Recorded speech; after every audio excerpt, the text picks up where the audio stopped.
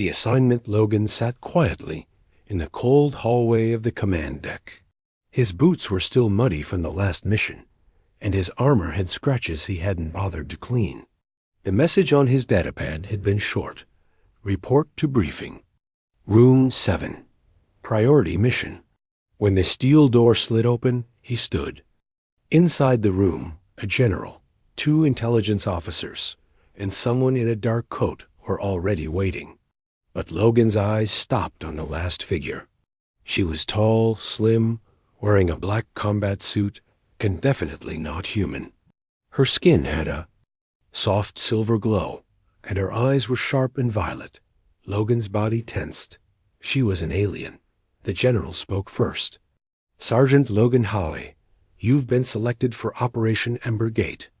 Logan saluted. Yes, sir. What's the target? The man in the coat, maybe intelligence, stepped forward, behind enemy lines. There's a facility we believe is testing stolen Terran weapons. We need you to infiltrate it and bring back proof. Logan nodded. Understood. Who's the team? The general hesitated, then looked at the alien girl. She is... Logan blinked. Sir? The general crossed his arms. Meet Kari. She's your partner. You'll be dropped together in Sector 9. No backup. She knows the terrain. You'll need to trust her with your life. Kari didn't move. She just watched Logan with a calm, unreadable face. Logan's jaw tightened. Sir, she's not even... She saved 2 of our squads from ambush last week, the general cut in.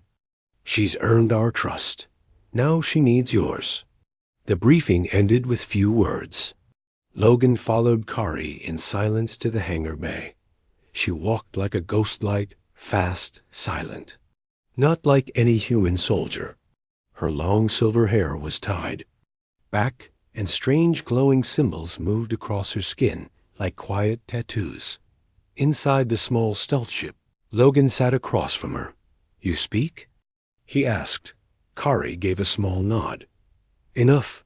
He waited for more. Nothing came. He leaned back and muttered, Great start. Hours later, the ship entered enemy airspace. The atmosphere on the planet below was stormy, thick with dust clouds and static. Their landing zone was just outside a ruined colony once controlled by both humans and Kari's species before the war broke out years ago. Kari checked her gear with slow, careful hands. Her weapons were curved and sharp, unfamiliar to Logan. She wore no helmet. Just a thin mask and glowing WRI's-TBAND dot as they dropped. Their ship vanished into the sky. The world below was deathly silent. Stick to cover. Logan whispered .KAR. I replied without looking at him. I was trained before. You were born. Logan rolled his eyes but stayed close. The ruined buildings groaned in the wind. The sky was dark red, and the air smelled like ashdot. They moved through the rubble, stepping over bones and broken machines. Logan scanned the walls for traps. Kari moved ahead without fear. Suddenly, she froze. Logan raised his rifle. What? Is it? She held up her hand. Something's watching. He scanned the area. Nothing. No sound. Then a shape moved. Too fast. Behind them, Logan turned and raised his weapon, but Kari was faster.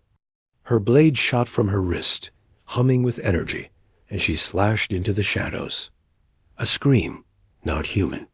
The body fell, smoking. Logan stared. How did you know? Kari looked him in the eye. Because they hunt like we do. I was one of them once. Before he could reply, they heard more movement. Logan aimed at the dark corner of the ruined hall. But what he saw made his blood run cold. Not another Kari. No, not her, but same face, same body shape. Just wrong. Eyes empty. Skin pale blue. And cold. Kari stepped forward, slowly. It's a clone, she whispered. They're copying my species now. Twisting us. Why? Logan asked. Kari stared at the dead clone. Because humans are not the only ones they want to destroy. They want to break us from within. A chill ran through Logan. He didn't like this. Not one bit. They moved deeper into the city. Kari kept silent. Logan watched her, unsure. She had saved him, but she was hiding something. As night fell, they found an old bunker to rest in. Logan set a light trap on the door. Kari sat against the wall, sharpening her blade. When Logan finally laid down exhausted, his eyes closed. For just a second, a whisper, a shadow, a glint of steel. He opened his eyes and froze. Kari was standing over him, holding a knife. Asterisk. No common ground. Logan didn't move. The blade in Kari's hand shimmered with blue light, humming softly. Her silver eyes stared down at him without blinking. "Get up," she said quietly. He raised his hands slowly. "You planning to kill me?" Kari didn't answer. She turned and pointed the blade at the wall. Then with one fast movement she threw it. A shadow screamed. A creature fell from the ceiling, impaled. It wasn't human. It wasn't alien either. It was something in between, skin pale and dry, eyes glowing white. Logan stared in shock. It was watching us. Kari retrieved her blade. It followed us since the landing zone. I heard its breath while you slept. Logan felt a chill. If she hadn't been there, he would have been dead. He sat up. "Thanks." Kari didn't smile. "Do not thank me. We're not friends." They packed quickly and left the bunker. The morning sky was thick with dust. Strange creatures flew overhead, circling in the red clouds. Logan kept his rifle ready, but Kari walked like she owned the ground beneath her. "How do you know this place so well?" he asked. Kari didn't answer for a moment. Then, softly, she said, "Because this was my home, before the war." Logan glanced at her. "You lived here?" She nodded. "Before your kind arrived." He almost said something defensive, but stopped. This wasn't the time to argue about history. Not when death was hiding in every corner. They reached a collapsed transport tower by midday. It was half buried in ash and debris, but Kari walked straight toward it like she had a map in her head. "There's something inside," she said. Logan followed her in. The air inside was thick, but Kari activated a strange stone on her belt. A faint field of light surrounded them, keeping the dust away. Human tech couldn't do that, not with a device that small. They walked down into the ruins and found a locked vault door. Kari pressed her hand against it. Strange symbols lit up on the metal. "You've got access?" Logan asked. Kari didn't look at him. "This place belonged to my people before it was stolen." The door hissed open.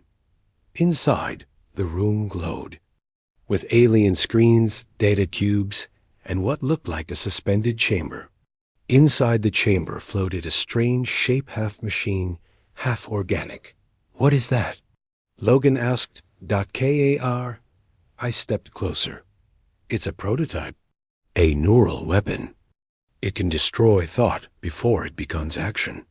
They stole it, and now they're building something worse." Logan looked around. "We need this data. Command has no idea this place even exists." Kari touched the floating chamber and closed. Her eyes. The lights flickered as she silently pulled files into her wristband. Suddenly, the chamber lights turned red. "Too late," Kari said. "They've found us." The ground shook. Logan raised his weapon. "We fight?" "No," Kari whispered. "We run." She pressed her palm to a hidden door on the side wall. It slid open, revealing a dark tunnel. Explosions echoed above them. Logan looked back. "Who are they?" Kari pulled him into the tunnel. "They're not soldiers, not aliens, not human. They're both. They're what happens when fear builds. Armies without rules." They ran through the tunnel, hearing walls collapsing behind them. The tunnel shook with every step. Dust rained from above. Finally, they burst into open air. The sky was darker now. The temperature had dropped. Kari looked up. We're near the black expanse. If we go farther, there's no turning back. Logan wiped sweat from his face. You still hiding anything from me? Kari turned to him. Many things, but not the ones that matter. He stared at her for a moment, trying to read her face. For the first time, he didn't see an alien. He saw a soldier just like him, tired, angry, and haunted.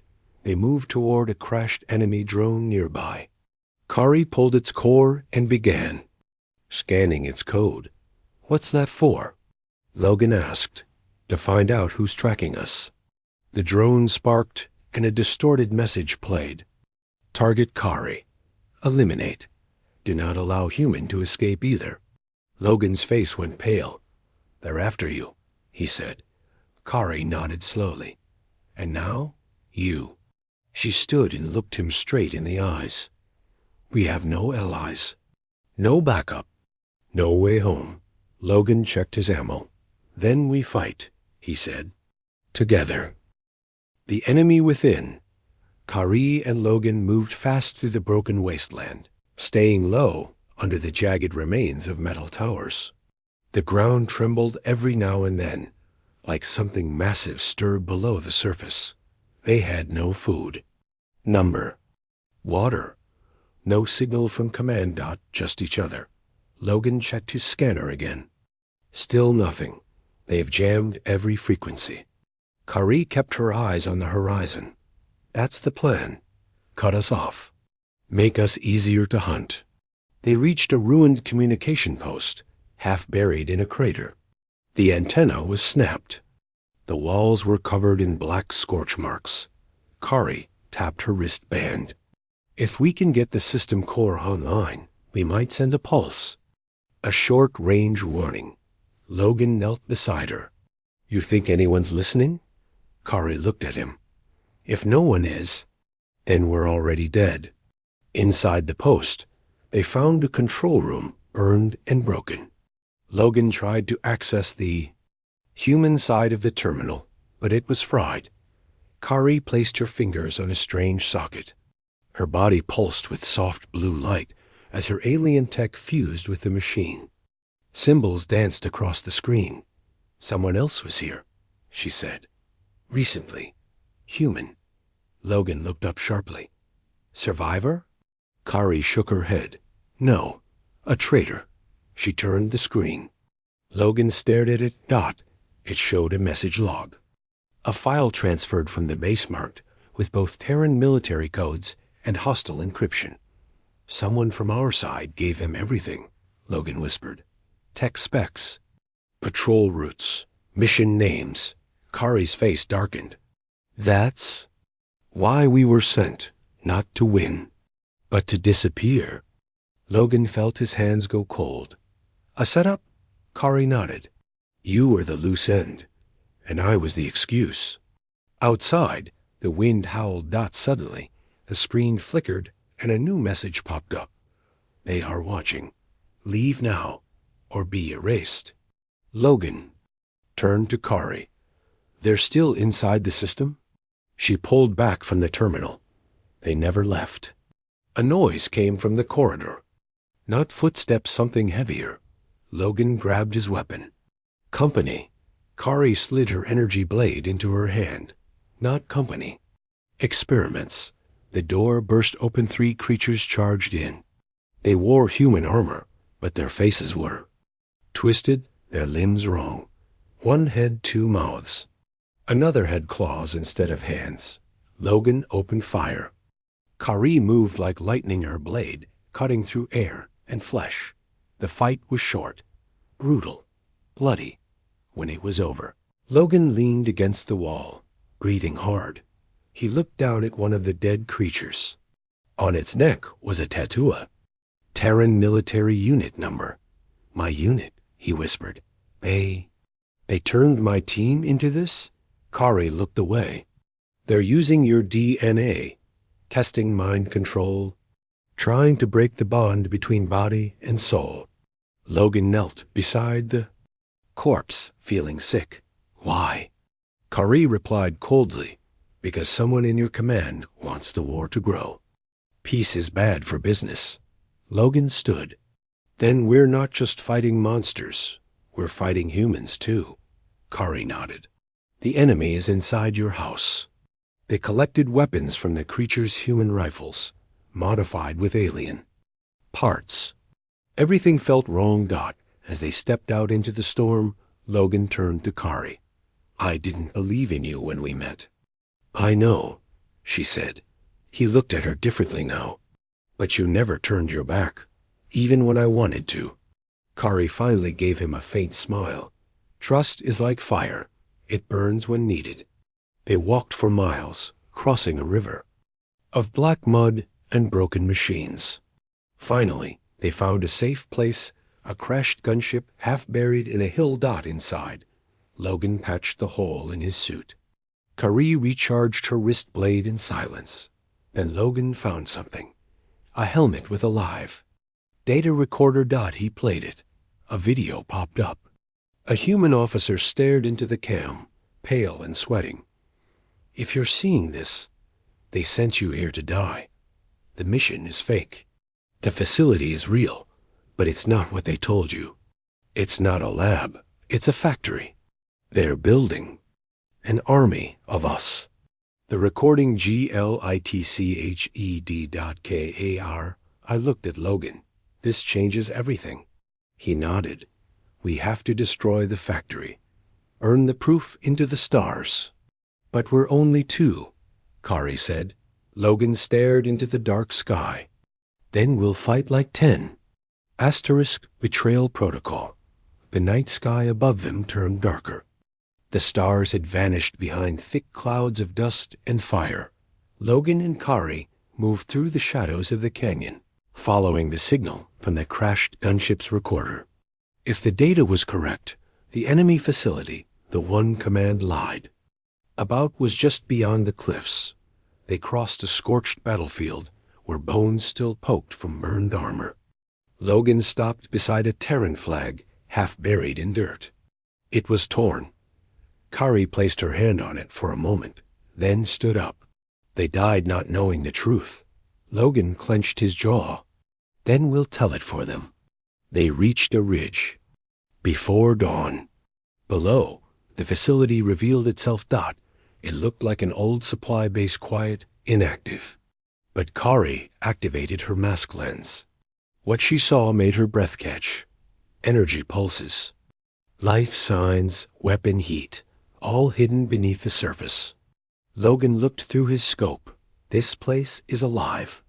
A ship arrived at the facility's landing pad. Not alien. Terran.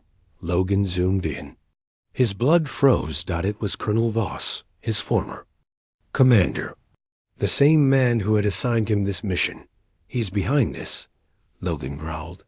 Kari narrowed her eyes. Now we have a name for the betrayal.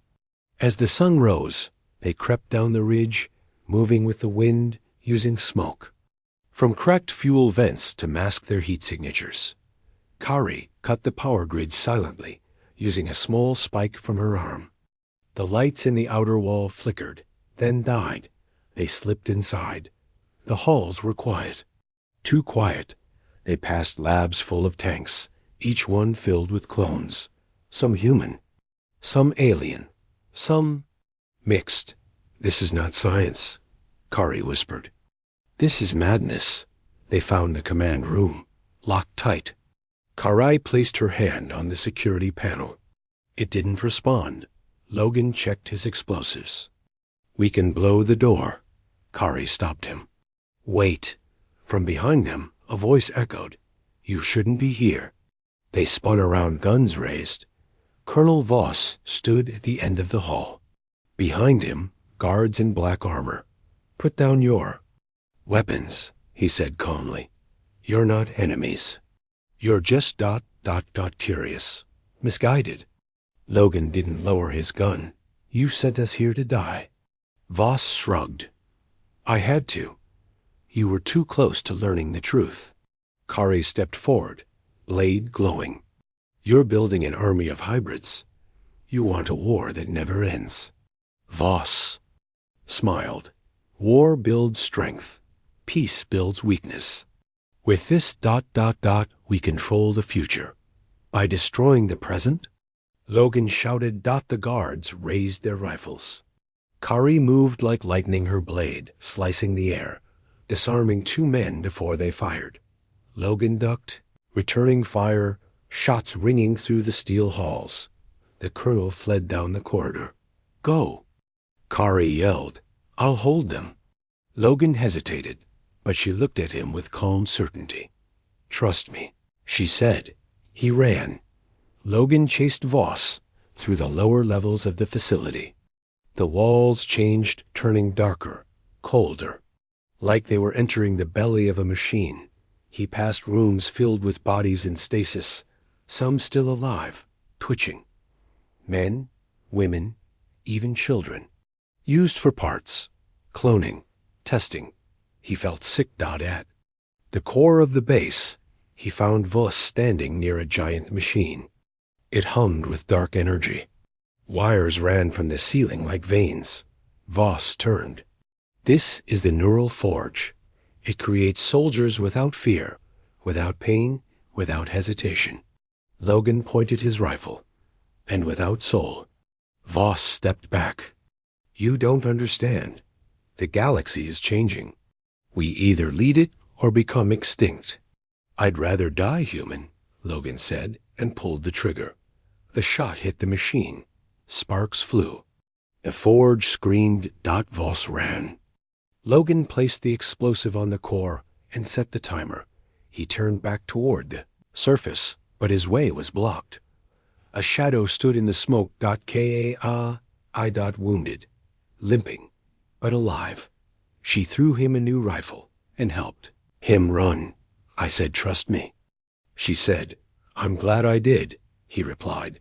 Together, they ran through the collapsing halls as fire burst from the walls. Behind them, the machine exploded, sending shockwaves through the mountainside. The hybrid factory was gone. Outside, Logan and Kari climbed onto a rocky cliff. Watching the smoke rise. No one chased them. But a question still burned in Logan's mind. What if there are more like Voss? Kari looked at him. Then we keep fighting, together. One step from death. The blast from the neural forge had torn through the valley. Ash and fire rolled across the land like a storm. The skies were black now, the sun hidden by smoke. Logan and Kari barely escaped the explosion. Their armor was burned, their faces covered in dust. But they were alive. They reached a small cave under a broken ridge. Logan fell first, his legs getting out. Kari caught him. Logan, she called. He didn't respond. Blood was running down his side fast. A long piece of metal was stuck just below his ribs. Kari laid him on the cave floor. His skin was cold, his breath shallow. No, she whispered. You don't get to die now. She pulled out her field kit and activated her med glove. But it wasn't enough. His human biology was too different. She closed her eyes, then reached into her pouch and took out a glowing vial of thick blue liquid. Alien serum. She hesitated. This could kill you, she whispered, or save you. Logan coughed. His eyes opened slightly. You're still here? He asked weakly. Kari smiled. I said I would be. She injected the serum into his arm. Logan cried out, then fell unconscious. Kari sat beside him, holding her weapon in one hand and his in the other. The cave was quiet now, but not for long. Outside, she heard footsteps. Heavy ones. She stood slowly, eyes glowing. Come then, she said to the darkness. Try me. Minutes later, 3 black-armored hybrids entered the cave. Their bodies twitched as if they weren't fully stable. One had extra arms. Another had no mouth, just a speaker bolted to its neck. Kari moved like wind. The first one fell before it raised. Its gun cut clean across the chest. The second swung wildly. Kari dodged, rolled, and stabbed upward. Her blade burst through. Its skull. The third fired. The blast hit Kari in the shoulder. She cried out, but didn't fall. She rushed him, blade humming, and plunged it into the hybrid's chest. It fell, smoking. Kari stood over them, breathing hard, blood running from her arm. She walked back to Logan, who was still unconscious. She dropped to her knees beside him. "Stay alive. Logan," she whispered. "I need you to stay alive." Hours passed. The cave was quiet again. Logan stirred. His eyes opened slowly. He saw her leaning against the wall, her armor cracked, her shoulder bleeding. "You look like hell," he whispered. Kari smiled weakly. "So do you." Logan tried to sit up. "Did we make it?" Kari nodded. "The forge is gone. The traitors will run now. But they'll regroup." He looked at her, pain in his eyes. "You fought them alone?" She nodded. "And you stayed?" "I told you," she said softly. "We are partners." Logan reached out and took her hand. Not in fear, not in duty, but in trust. "I've fought with 100 humans," he said, "but none like you." Kari tilted her head. "Because I am not human?" He shook his head. "No, because you never gave up on me." For a moment, there was only silence between them. Then Kari said something strange. "In my world, when two warriors survive death together, we are bonded." Logan smiled. "Guess we're bonded then." Kari looked away, but there was a softness in her eyes now. They stayed in the cave until their strength returned. Logan's wound began to heal faster than expected. "It's the serum," Kari explained. "It's rewriting your blood cells. You're still human, but stronger." He laughed weakly. "You're turning me into you." Kari gave a small nod. "Maybe that's not a bad thing." Later that night, they looked at the stars from the cave mouth. Logan broke the silence. "Do you think they'll come for us?" Kari's eyes narrowed. "If they do, we'll be ready." He turned to her. "What happens now?" She looked up at the sky. "We expose the truth. We find the others like us. And we stop this war before it spreads." Logan nodded. "Together?" Kari looked at him and for the first time smiled without hesitation. "Yes, together. Asterisk, together we strike." The galaxy didn't change overnight, but it began with a single signal. Logan stood inside the wrecked control chamber of an old Terran-cum satellite, far above the war-torn planet. He was weak, still healing, but alive. Beside him stood Kari, arm bandaged, armor cracked, and eyes sharp. She was still watching the stars. "Are you sure the signal will reach?" Logan asked. Kar, I nodded. "It won't just reach. It will shake everything." She connected her wristband to the satellite's power core. The screen lit up with alien and human symbols side by side. "What are we sending?" Logan asked. Kar looked at him. "The full truth, the experiments, the hybrid labs, the betrayal, your colonel's voice, and the footage of the forge burning." Logan took a deep breath. "Once we do this, we can't go back." Kari stared at the glowing stars outside the glass. "We don't need to go back. We go forward." She pressed the command key. The satellite blinked once and then sent a pulse. A shock wave of data flew through the stars, hitting every major station, every allied planet, every fleet still fighting in the dark. The lies were over.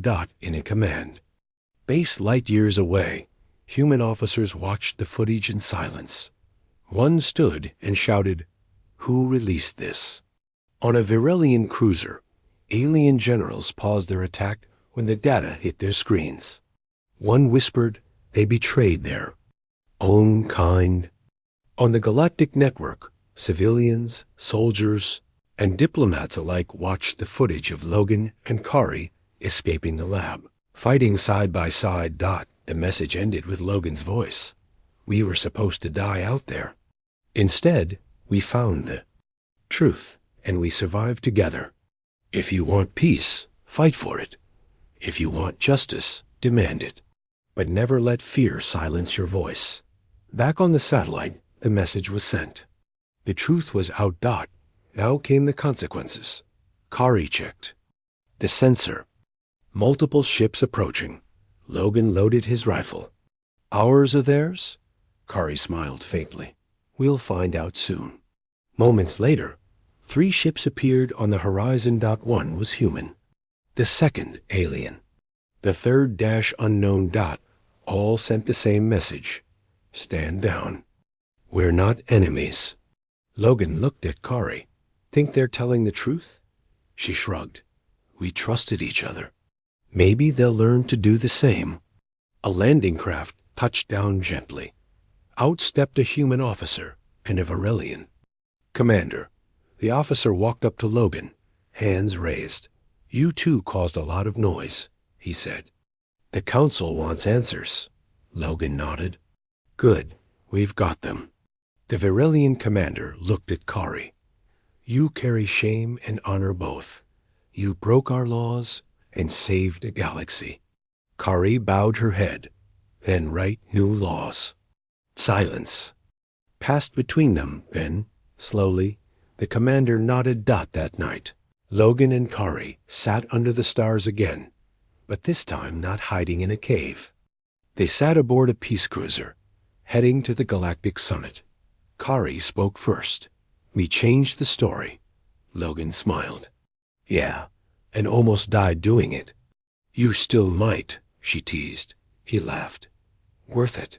Kari turned toward him. Do you still not trust me? Logan shook his head. No, I don't. She raised an eyebrow. He looked at her, serious. I don't just trust you. I believe in you. Kari didn't reply. She simply reached over and took his hand. No more words were needed. Across the galaxy, the fires of war began to die, not because of orders, not because of treaties, but because one human and one alien decided to stand side by side and tell the truth. They were never meant to win, but together. They changed everything. Asterisk.